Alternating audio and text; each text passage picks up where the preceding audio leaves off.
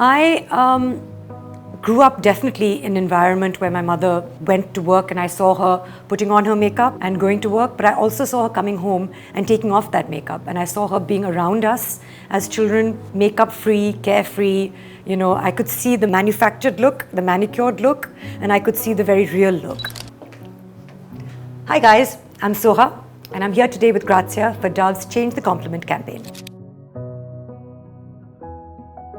I was the third child. I don't think I was complimented very much by my parents, but I do remember being academic. When I did well in school, if I answered something correctly or I got good marks as a child, then my parents were incredibly proud of me. And they always said, you know, you study hard and you're very responsible, and we don't have to tell you to finish your homework, but you always do it yourself. I don't know how aware I was growing up of how compliments can shape you, but I think ever since I became a parent, because I'm so watchful of my daughter and I see her growing up. For a long time, we didn't have a mirror in her bedroom, but we put a mirror in her room and she starts looking at herself. When you compliment a child, especially on their physical appearance, it feeds into how they see themselves, and when they don't get those compliments from the real world, perhaps it affects them, sometimes negatively. It's tied into your self-esteem from a very young age. So I think that watching my daughter admire herself in front of the mirror, and then sometimes not admire herself and say, I don't like the way that I look, from a very young age, I was surprised by that. And I realized it's tied into how we comment on their appearance, good and bad. Sometimes the compliments and sometimes the feedback that we give on how much your child weighs, for example. We have a lot to say on our daughters. Some of them are too skinny, some of them are too fat. These are words that we now don't use, but sometimes subconsciously we still comment on their weight, and that really affects them, and that's something we shouldn't do. I say she's an incredibly brave, kind, compassionate person. I don't want to constantly correct people.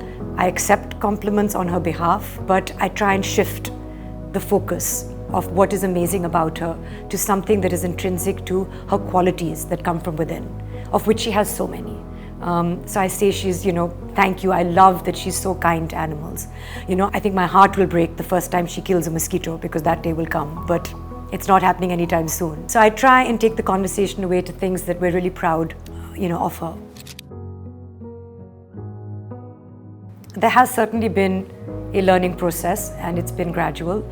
For a long time, I think I was guilty of constantly measuring myself, and how I felt on a day-to-day basis. My confidence was quite tied into how I performed, how I looked. That translated into how I felt. But I think over time, and sometimes it does take time. It's much easier to tell this to someone in their 20s. Sometimes you have to experience it. But I would like to speak to those people if they can hear me and say that there are things that last and there are certain things that fade. And honestly, beauty fades. How you look, A, it's subjective, and B, it does fade. But there are things that have permanence. And those things are your values, your work, your authentic self, a sense of feeling comfortable in your own skin. And those are things that for me I've grown to really embrace, and I really truly can say that now they define who I am. There's a Dove's 2024 State of Beauty report which suggests that more than 60% of girls actually feel pressured to look beautiful, and that needs to change.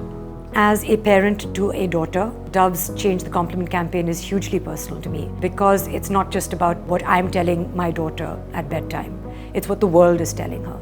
And I would like the world to reaffirm what I'm telling her, which is that she is amazing.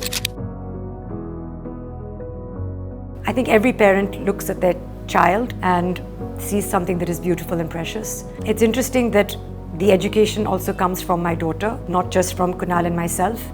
We sometimes will slip up and say, oh, you're looking so beautiful today. And that's also okay. The idea is that's not the only focus of our compliments. Our compliments are varied. We admire her for her strength. She does gymnastics classes and she comes home bruised, and she's so resilient. She doesn't take those things very seriously. She bounces back, and we compliment her on that every day. And that is interesting because there's a gender stereotype that girls are meant to be pretty and boys are meant to be strong. And we try and turn that on its head.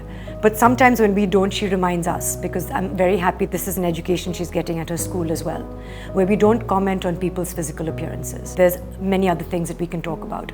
And these are things that we need to stop doing. She's teaching me, And she's teaching Kunal not to do that because that's the literature that she's reading. That's what the teachers are saying. So that's wonderful to see that the lens is changing. You know, before we did this campaign, I asked her, I said, what's the first thing I complimented you on? Because I'd forgotten. And she said, you complimented me on saying my first word was mama. It was the right first word. And I said, good job, Inaya.